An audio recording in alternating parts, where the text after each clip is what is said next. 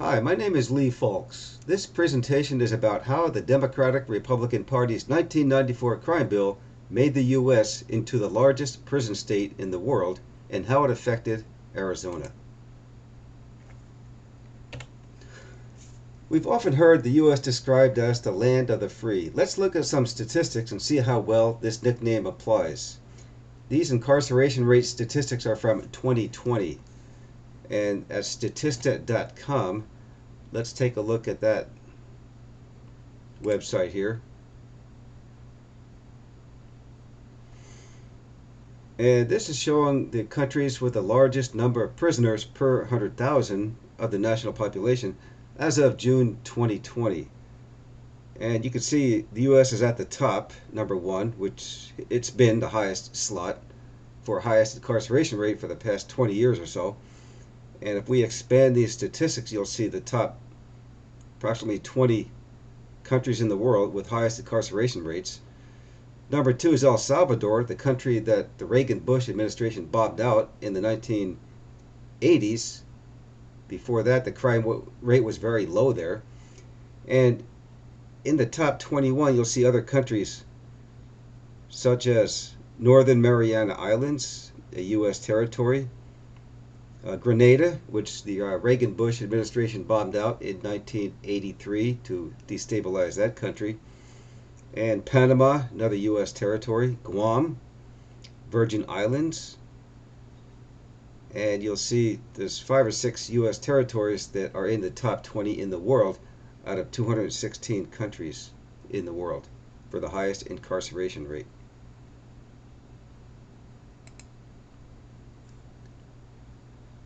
And that list of top 20, by the way, there are no European countries at all.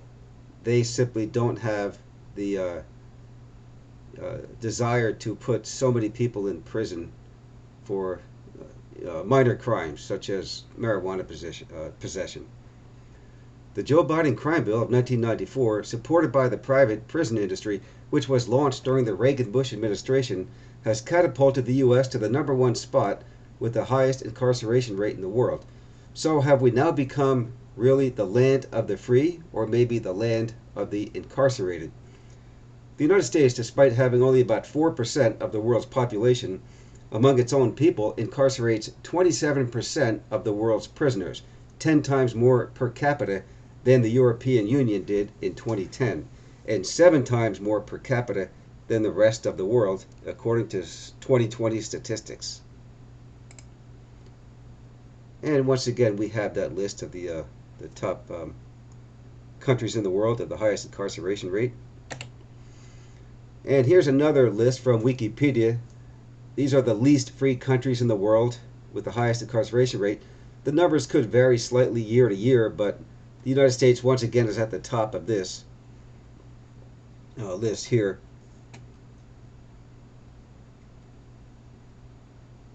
Of 216 countries in the world, all but 2 have outlawed cash bail. In 2021, only the U.S. and its former colony, the Philippines, still allow cash bail. The U.S. instituted this law there after conquering the Philippines after the U.S.-Philippines War in 1902. Cash bail is used to detain poor people indefinitely by keeping them incarcerated so they can be used as cheap prison labor, which private prison corporations such as the GEO Group, CoreCivic, and Corrections Corporation of America can capitalize on in order to turn a profit for its already wealthy shareholders, many of whom include judges who put people in jail. And by the way, these 3 private prison corporations were only formed in the late 1980s, and they really had explosive growth in the 1990s after the crime bill, Joe Biden's crime bill, supported by Republicans, and grew even more after the year 2000 and continued to grow to this day. Let's take a look at Arizona. The Arizona Department of Corrections puts out a monthly report called Corrections at a Glance on their website on all inmates held in state prisons, which categorizes them by the crimes they were charged and or convicted with. By February of 2021, there were still 70 people incarcerated in Arizona prisons for simple marijuana possession, even 2 months after it had already been fully legalized by the people of Arizona. And the state of Arizona puts out a really good report, monthly report on these statistics, and we'll check that out right here. And it looks like they made a recent change. Now they're calling it not just the Department of Corrections, but Rehabilitation and Re-entry. I'm not sure if they mean re-entry into the prison system from the recidivism rate, or if they mean re-entry into society. But you can look down here, 2021. The most recent report that's available is February. Click on that one there. And we're not going to download that one right now. I got the January report on the next page, which we'll look at here. And here's the one from January of 2021. And you can see right here, this was 1 month after marijuana was completely legalized in Arizona. Despite that fact, they're still holding 82 people in Arizona prisons for a simple marijuana possession. Even by the end of February, they're still holding 70 people a full 2 months after marijuana was fully legalized in Arizona. Destroying lives for profit. In Arizona, thousands of lower-level, non-violent offenders have been swept up into this net of incarceration. By 2020, the U.S. got to a point where 1% of American adults are in prison, the highest in the world. An additional 3% are on some form of probational supervision, and 12% of American state employees work in correction, which is not designed to correct anybody's life, but more likely to destroy them by putting felonies on their record, making it difficult for them to get jobs, rent apartments, and re-enter into society. According to the Pew Center in a 2010 poll, as private companies become responsible for the management and development of our prison system, the cost per prisoner has increased by nearly $24,000. Since the Joe Biden crime bill of 1994, passed by the Democratic Republican Party and still in effect to this day, stockholders of the prison industrial racket have been rolling in untold windfall profits at the expense of American taxpayers in all 50 states. On March 17, 2017, 48-year-old Adam Wanko of Prescott, Arizona, who had stage 4 advanced cancer, was on his way to get his cancer treatment, but he was stopped for a traffic violation and soon found himself facing up to 10 years in prison for possession of a narcotic drug, or supposedly narcotic drug, the very marijuana wax he had legally purchased just days before at an Arizona dispensary. Wanko showed the Arizona Highway Patrol police officer his medical marijuana card. Despite this, when the police officer returned from his car, Wanko said, "He informed me that he was going to arrest me for possession of a narcotic." Wanko said, "I thought he was joking at first, but he never said just kidding." Even whites are being punished for being poor. Yavapai County Prosecutor Sheila Polk, who's held that position from 2001 to the present time, after being thrown in jail for legally purchasing marijuana, Wanko missed his appointment for his cancer treatment thanks to police and Yavapai County Prosecutor Sheila Polk, who charged him with felony narcotics possession, even though marijuana is not even a narcotic, and he legally purchased this at the Arizona dispensary. Since Wanko was poor, he was unable to pay the $2,500 bail to get out of jail to resume his stage 4 cancer treatments.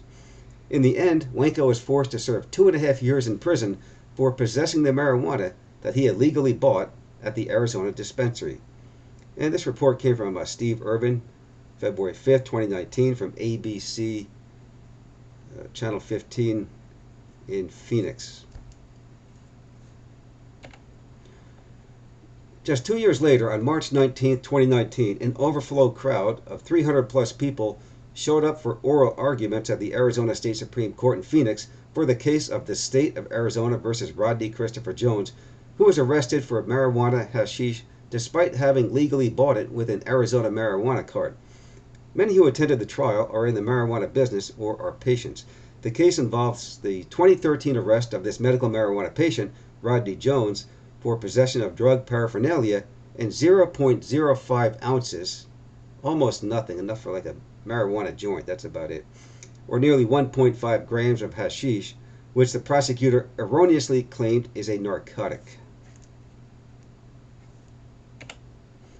Rodney Jones, despite doing nothing illegal, spent 2 years in prison, part of his life that was taken from him by Yavapai County prosecutor Sheila Polk's ruthless prosecution, time that can never be recouped.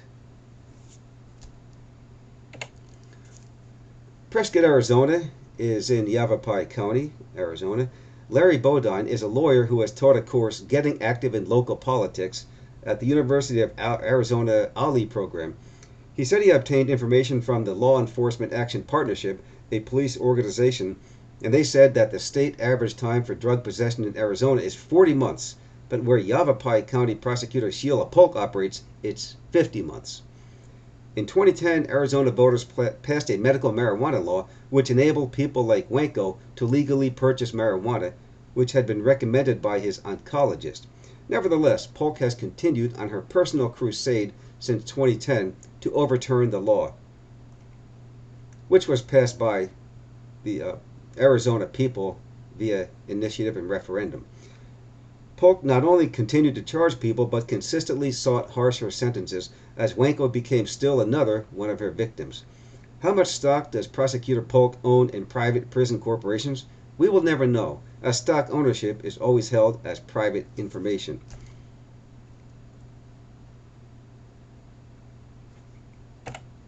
Hypocrisy is the greatest luxury. Joe Biden's draconian Senate crime bill passed in 1994 and was signed into law by President Bill Clinton and began a national trend of mass incarceration that spread to Arizona. Of course, Biden's son Hunter would be exempted from the harsh treatment. That was when Hillary Clinton made her infamous public statement of implying that poor African Americans she considered to be super predators. Joe Biden's son Hunter was caught with cocaine in Sheila Polk's Yavapai County. Why wasn't he charged at all for this highly addictive drug? And this came from Ray Stern of the Phoenix New-Times in May of 2019. How did Robert Hunter Biden, son of new Democratic President Joe Biden, escape a cocaine charge in 2016 in Sheila Polk's Yavapai County, where even medical marijuana patients spent 2+ years in prison for legally purchasing marijuana? At first glance, it seems Hunter Biden might have gotten a political pass after he returned a rental car in Prescott on October 27, 2016. The car contained a pipe with cocaine residue and a small amount of white powdery substance. Yavapai County Attorney Sheila Polk, Arizona's foremost marijuana prohibitionist. Prescott is a northern Arizona town of only about 42,000 people and is the county seat of Yavapai County. In office since 2000, Polk led a successful campaign to defeat a legalization measure in 2016. She encouraged police to write up felony charges on people in possession only of cannabidiol, aka CBD, a hemp compound that doesn't even get people high at all. And her penchant for locking up medical marijuana patients has resulted in a pending state Supreme Court decision over the legality of cannabis resin extracts, which Polk eventually lost in 2019, but not before destroying the lives of many poor and middle-class people, excluding, of course, Hunter Biden. But it does beg the question of why the county finds it so easy to bust state-authorized medical marijuana patients, but found it impossible to bring a drug charge against an elitist politician's son, even though Hunter Biden's cocaine use is far more addictive than his marijuana. The wealthy get treatment programs, while the poor do prison time. Joel Feynman, Pima County Public Defender, says, "We have to be careful when we talk about the criminalization of marijuana possession for children. Treating children like criminals is a great way to ensure that they don't graduate, don't get good jobs, don't become productive members of society. It's a great way to keep feeding the school-to-prison pipeline," Feynman said in an interview on the Victoria Steele Show on KVOI Radio in Tucson in 2019. Arizona's war on the poor. The state of Arizona has a long history of criminalizing and cannibalizing teenagers for simple marijuana possession, which has decimated high school graduation rates, prevented them from renting apartments, bars them from good jobs, and too often forces them to turn to crime to survive, increasing the recidivism rate, or the rate at which they return to jail. This ungracious, unforgiving, ruthless policy continues to feed the school-to-prison pipeline, further generating profligate profits for private prison owners. With for-profit prisons, not only black lives, but often white lives don't really matter that much either. This is the true story of a Tucson family about Colleen Johnson, as told by her parents, Dick and Roxy Johnson. Our daughter Colleen could light up a room, but mental health and substance abuse issues took over her life. We thought we might lose her, but with a commitment to sobriety and intensive rehabilitation, we finally got our daughter back. 18 months after the Pima County attorney dropped DUI charges against her, they refiled the same charges. We were devastated. Colleen was thriving, in recovery, and even had a job at a local nonprofit, helping people get their lives back on track, just as she had done. But thanks to the Pima County attorney Barbara Lawal, none of Colleen's successful recovery mattered. She was torn away from her family, thrown behind bars, facing 5 years in prison. She never made it. Colleen died in prison, away from her family and the life she had worked so hard to rebuild. Heavy-handed prosecution and unnecessary imprisonment are not the answers to addiction and mental health issues, but over the last 20 years, Pima County attorney Barbara Lawal would rather seem tough on crime than help more people through diversion programs and treatment. Colleen's parents said, "When we lost Colleen, we felt so helpless. But we're not helpless. We could do something to change the system so this doesn't happen to another family, and so can you." Those were the words of Dick and Roxy Johnson, Colleen's parents.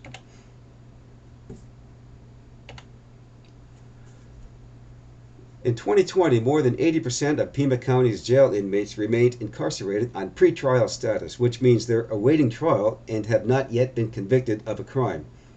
Their most common crime is usually being too poor to pay the bail. The constitutional concept of innocent until proven guilty has largely been ignored in recent decades. Why is this percentage so high at 80% of those in jail in Arizona have not even been convicted of a crime? The single largest group of pretrial detainees are in jail on warrants for failing to appear in court on misdemeanor charges. Many of the other men and women currently held in Pima County's jails were originally charged with misdemeanor crimes like shoplifting and DUI, and lower-level felony charges such as drug possession and other heinous crimes such as possession of drug paraphernalia. Joe Biden's 1994 crime bill kicks off a generation of mass incarceration. In 1994, conservative Delaware Senator Joe Biden drafted the Senate version of the legislation in cooperation with the Republican Party and the National Association of Police Organizations. Just before this, here's a short video clip of Joe Biden on the Senate floor, November 18, 1993, right before the bill was passed. Let's watch this short clip here.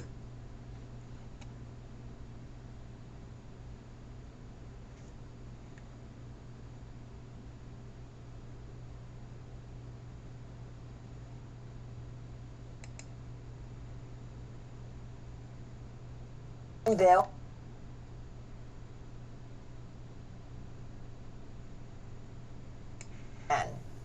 We must take back the streets. It doesn't matter whether or not the person that is accosting your son or daughter or my son or daughter, my wife, your husband, my mother, your parents. It doesn't matter whether or not they were deprived as a youth. It doesn't matter or not whether or not they had no background that enabled them to become socialized into the fabric of society. It doesn't matter whether or not they're the victims of society. The end result is they're about to knock my mother on the head with a lead pipe, shoot my sister, beat up my wife, take on my sons.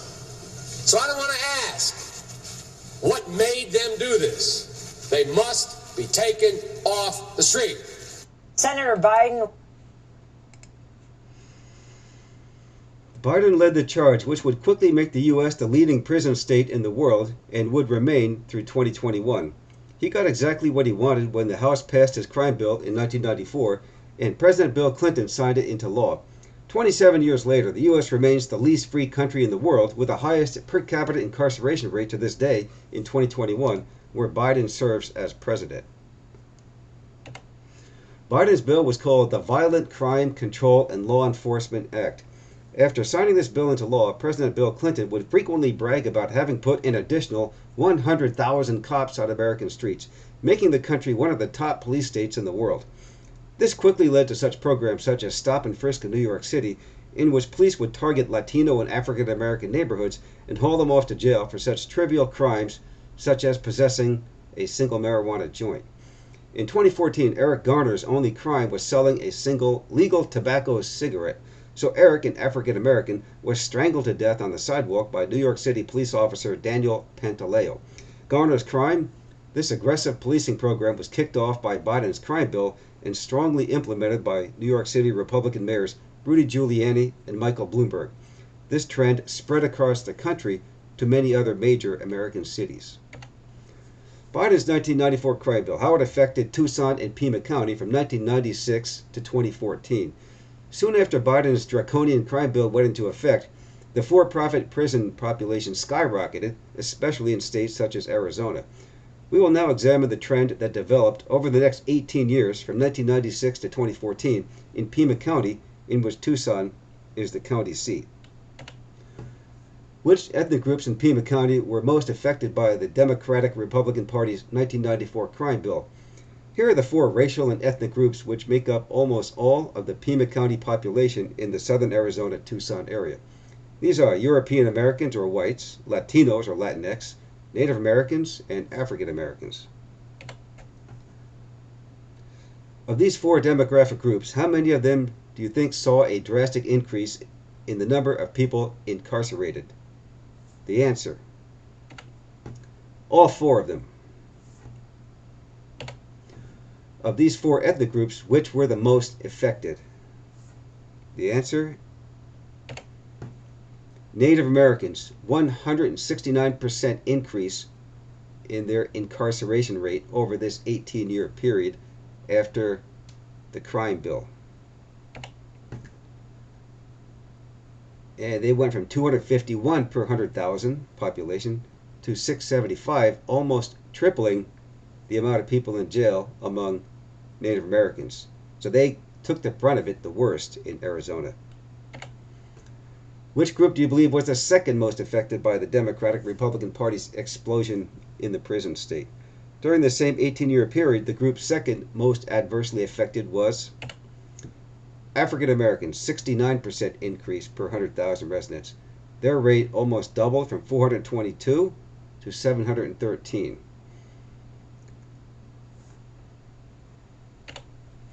Which ethnic group was the third most affected by this draconian crime bill?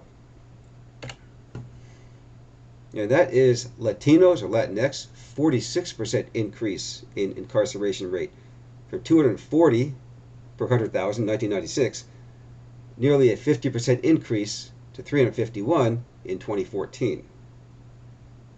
And that's per 100,000. Were even whites adversely affected by Biden's crime bill? Although whites were the least affected by Biden's draconian crime bill, did their per capita incarceration rate go higher or lower after this infamous for-profit crime bill went into effect?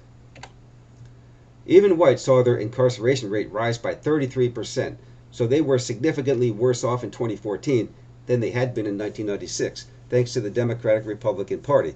So with this crime bill, we saw not only a racial war, but even more so a class war, as poor whites were targeted far more than rich whites. If you don't believe me, just ask Hunter Biden. After the American Civil War ended in 1865, the U.S. government passed the 13th Amendment to ban slavery. Did this entirely ban slavery? No. How many Americans were taught that in school? Not many. I know I was not. The 13th Amendment, Section 1, passed in 1865 to abolish slavery. The exact verbiage was neither slavery nor involuntary servitude, except as a punishment for crime whereof the party shall have been duly convicted, shall exist within the United States of any place subject to their jurisdiction. Now, when it says duly convicted, that doesn't necessarily mean they're guilty of the crime. For example, we saw in Arizona, by simply legally buying marijuana, you could still be convicted, even though it was unjust. So that means what type of slavery was never banned by the 13th Amendment? Prison labor, aka slave labor, was never banned. Even to this day, prison laborers can be made to work and are often paid 10 to 20 cents an hour. They are not protected by minimum wage laws. The profligate profits and wealth they produce are usually capitalized by the outside corporate shareholders for whom they work, which further exacerbates the gap between rich and poor. County prosecutors and judges can hold untold amount of stock in these private prison corporations. As stock ownership is private, this conflict of interest can never be revealed. From 2011 to 2017, Kamala Harris was California's Attorney General, otherwise known as the top cop of the state. During Harris's 7 years in office, she took full advantage of this 13th Amendment clause, which permitted prisoners to be used like slave labor. She would often keep prisoners in jail even after they served their entire sentences, so she could use them as slave labor to fight wildfires, which frequently occur all over the state. Harris, along with the state of California, realized that prison slave labor was far cheaper, maybe 10 to 20 cents an hour to pay them, than paying them a full wage with health care benefits to fight fires after they were released, especially since they had become very experienced in the job skill after having fought so many fires as prisoners. California had a law that felons could not be hired as firefighters even after they had served their full sentences, and Harris took full advantage of this. In California, convicted felons were not only permitted to fight fires while they were prisoners, not after they got out. And that does it for our video. If you liked this video, please hit like, share, and subscribe. Thank you.